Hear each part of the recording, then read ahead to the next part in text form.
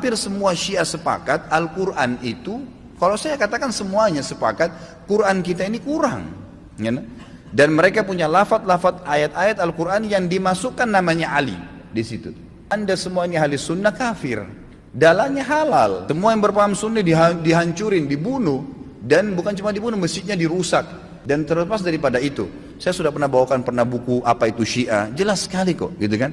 Jelas sekali Syiah itu siapa, dibentuk oleh Abdullah bin Sabah, orang Yahudi, dan bukan dari kaum muslimin, orang-orang yang memukul-mukul dirinya sampai berdarah-darah dengan alasan mengatakan Husain.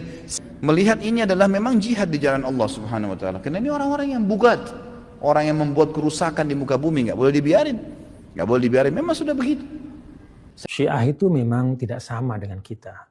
Namun mereka tetap bagian dari umat Nabi besar Muhammad sallallahu alaihi wasallam. Tetap saudara seagama, seiman dan seislam. Ada yang ekstrim di antara mereka, iya. Ada namanya Ghulatur Rafidah atau Ghulatus Syiah yang meyakini bahwa sebagian besar sahabat itu telah kufur, atau bahkan Sayyidina Abu Bakar, Sayyidina Umar, Sayyidah Aisyah mereka kafirkan. Tetapi ini kelompok kecil yang tidak menggambarkan pandangan mayoritas kaum Syiah. Dan kelompok yang ekstrim seperti ini bukan hanya ada di Syiah. Ya, kita pun ya, di tengah-tengah kita pun banyak kelompok ekstrim seperti ini. Ada namanya Wahabi Takfiri yang kerjanya mengkafirkan, memusyrikkan, membid'ahkan, menganggap orang sesat hanya karena ada pengamalan keagamaan berbeda. Ada juga di antara kita namanya Ghulatul Hanabilah. Kelompok yang disebut juga Al-Mujassimah. Dia menganggap bahwa Allah Subhanahu wa taala itu punya anggota badan persis seperti manusia, punya mata, telinga, wajah, jari sama seperti manusia. Ini kelompok ekstrim di tengah-tengah kita. Bukan orang Syiah ya. Tetapi sekali lagi yang ekstrim ini tidak mencerminkan pandangan kita. Karena itu yang paling baik ya, setiap saat kita kedepankan ya, bukan narasi pecah belah, bukan narasi menyesatkan satu sama lain, tapi narasi untuk memperkokoh ukhuwah Islamiyah.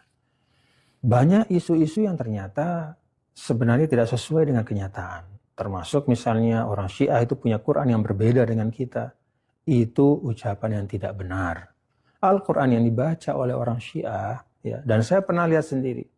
Ketika saya datang ke Qum, saya sholat subuh, saya cek Al-Qurannya, saya mau tahu benar nggak Al-Quran mereka ini beda dengan kita. Ternyata sama. Saya cek juga Al-Qurannya orang Syiah yang ada di Irak, di Lebanon, di Yaman. Ternyata sama dengan Al-Quran yang kita baca.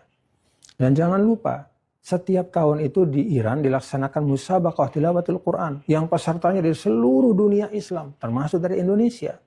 Dan di situ salah satu yang pernah ikut di sana, saya tanya ketika pulang beberapa tahun yang lalu, bagaimana Al-Quran di sana? Jawabannya apa? Sama dengan Al-Quran yang kita baca.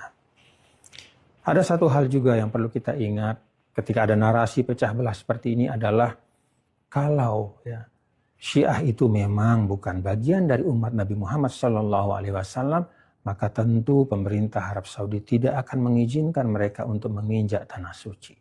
Tapi buktinya, setiap tahun hampir 100.000 jamaah haji kaum Syiah dari Iran, belum lagi yang dari Irak, yang dari Yaman, yang dari Lebanon, datang ke tanah suci. Tawaf dengan tawaf yang sama, ya. Bermanasik dengan manasik yang sama, sholat dengan kiblat yang sama, membaca Al-Quran yang sama, berzikir, bertasbih, bersolawat dengan solawat yang sama. Apalagi yang kita perlukan untuk meneguhkan ya, keyakinan pada diri kita bahwa kita ini satu sama lain adalah bersaudara.